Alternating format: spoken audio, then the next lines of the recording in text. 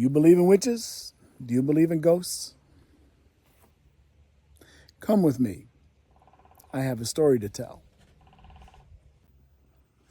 Here we are at the Lafayette Pioneer Cemetery, established in the 1850s. Beautiful little cemetery, old headstones. There are a few more recent ones, but they are few and far between. And you will see a few. You definitely will. Time for the place. Very pristine, very beautiful. The countryside is full of vineyards. Very quiet, very beautiful. You can see the town of Dundee beyond us, and that is a part of our story. Imagine, if you will, 1887, in particular the summer of 1887.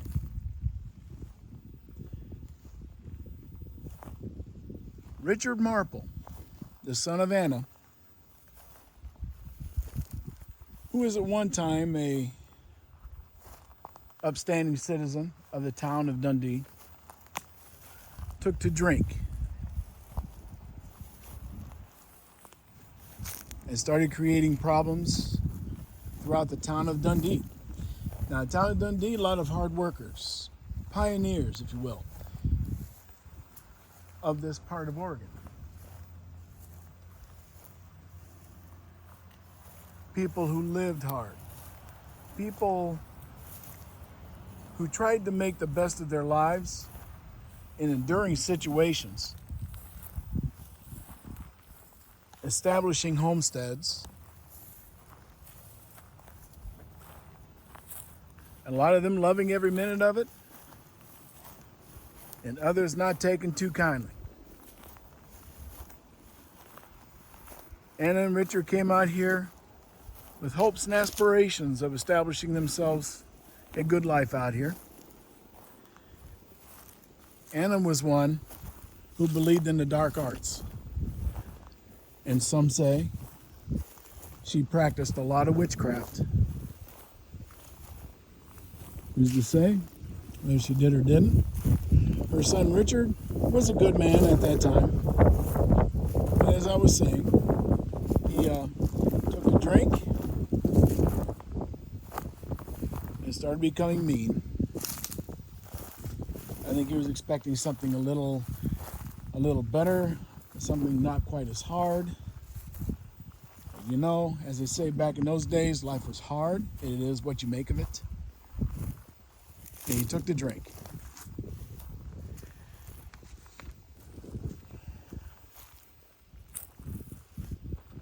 It was one night he was running out of money. It was roughly sometime around September, October time frame in 1887. He decided he'd try to make the money the easy way and rob one of his friends, one of the town folks of Dundee. His name was David Corker. He was a local businessman, well known to the people here in Dundee.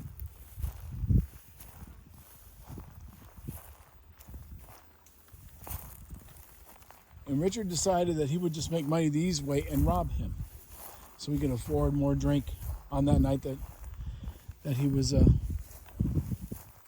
celebrating, drinking, partying.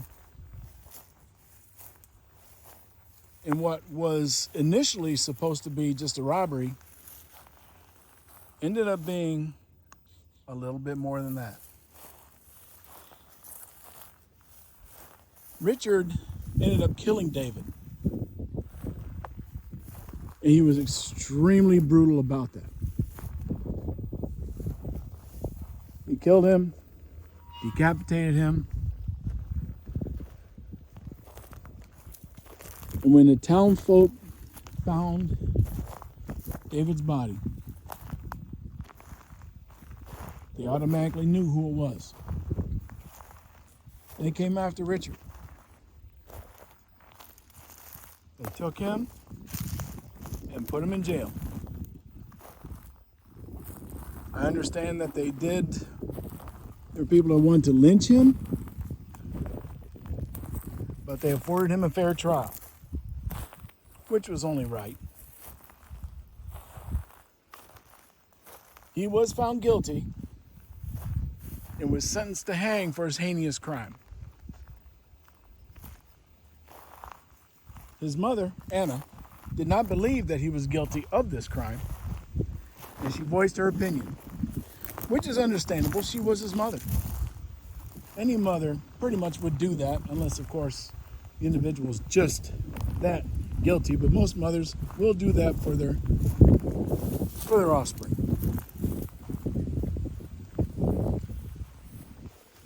His execution date came November 11th. It was on these grounds that he was hung. As he was being hung, his mother was in the back of the crowd, and she was heard to say, "I curse this town. I curse this town all to hell, and this town will burn 3 times.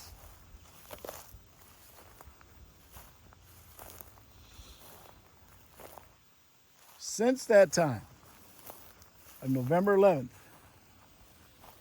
1887, this town of Dundee has indeed burned twice. It has burned twice.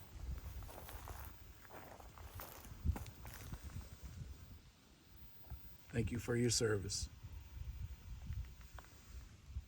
It's a more recent burial of 2007.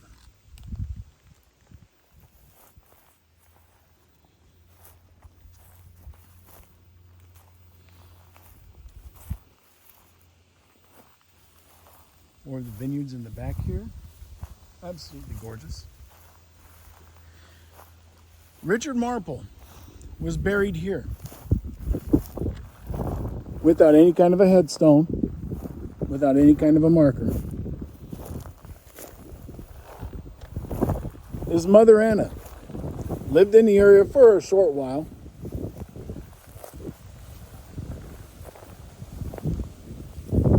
And then she decided to up and move on. She ended up making her way down to Jacksonville, Oregon, where she had since passed, and she is now buried at the Jacksonville Cemetery. Beautiful little cemetery. I will not be able to take you there right now. However, later on in a later episode, I will make my way down there and be able to video and let you know and show you where she is buried. Now, I don't know if it's a matter of public record where she's buried. I don't know if she has a headstone, but I will take you to the cemetery. It's very old, very beautiful. A lot of old graves, old graves from 1800s. But as I walk you through this cemetery,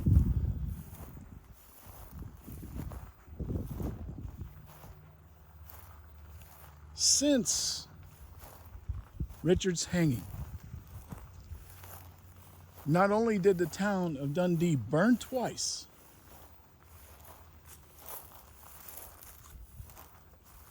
but there have been a vast number of the townsfolk here that have witnessed much paranormal activity here. There have been shadow figures darting in between these trees. There have been voices,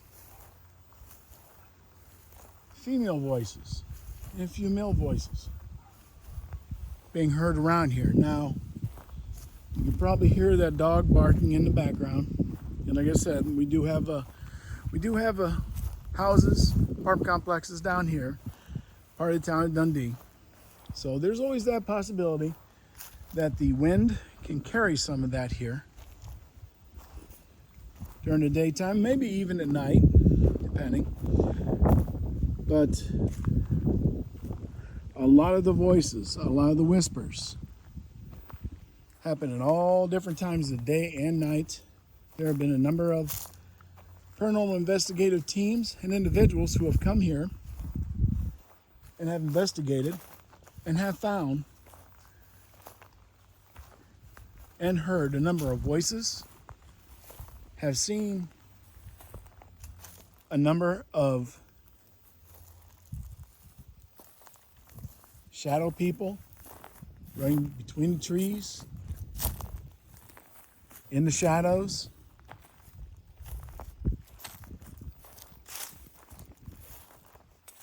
There is a blue lady who wanders these grounds. That information I got from an individual that lives here in Dundee. Has been living here for the past 45, almost 50 years. He has been up here on a number of different occasions, just looking through at different times. Thank you for your service, sir.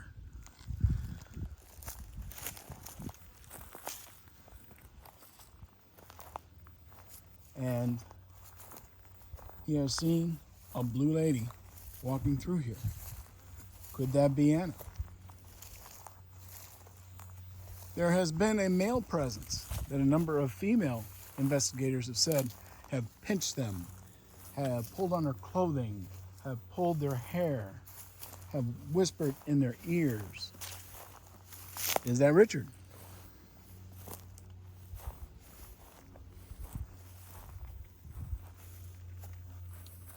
Wow, that has really been weathered down to nothing. Can't even see the words on this stone anymore. That's too bad. Rest in peace.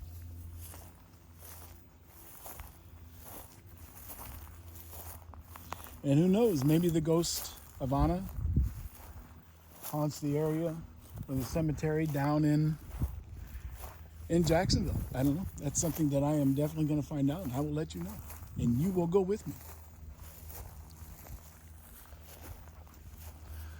Personally, I have been here a few times.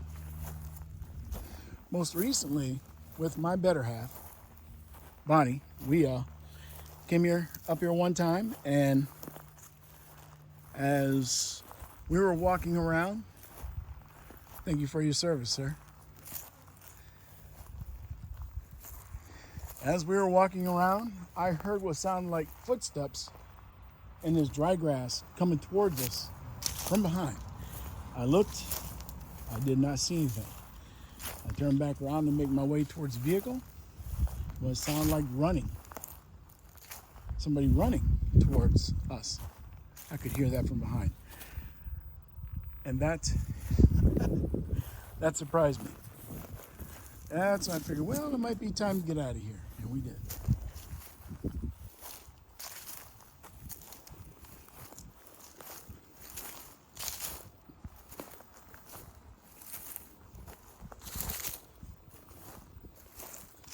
I'm going to take you up here by his flag post, because that seems to be almost the epicenter of things that go on around here. There have been a number of people who have come up to this flag post, have walked up to it, and have been overwhelmed with people or voices speaking to them. Or they have heard these voices.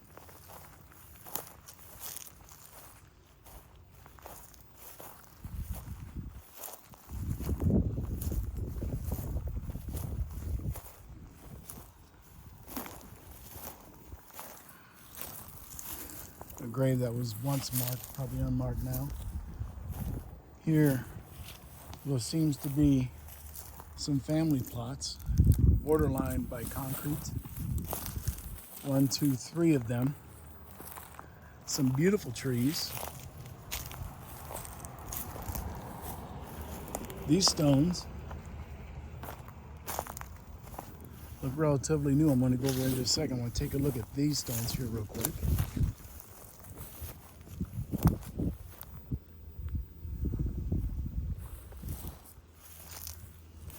As you can see, this cemetery is quite small, quite serene.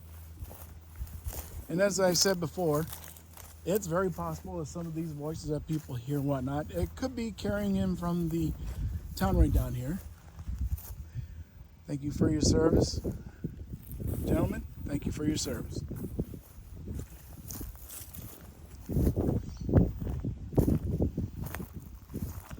But how about those voices coming in between midnight and 4 and 5 o'clock in the morning? Again, a lot of these voices coming in at 3 o'clock in the morning, the witching hour.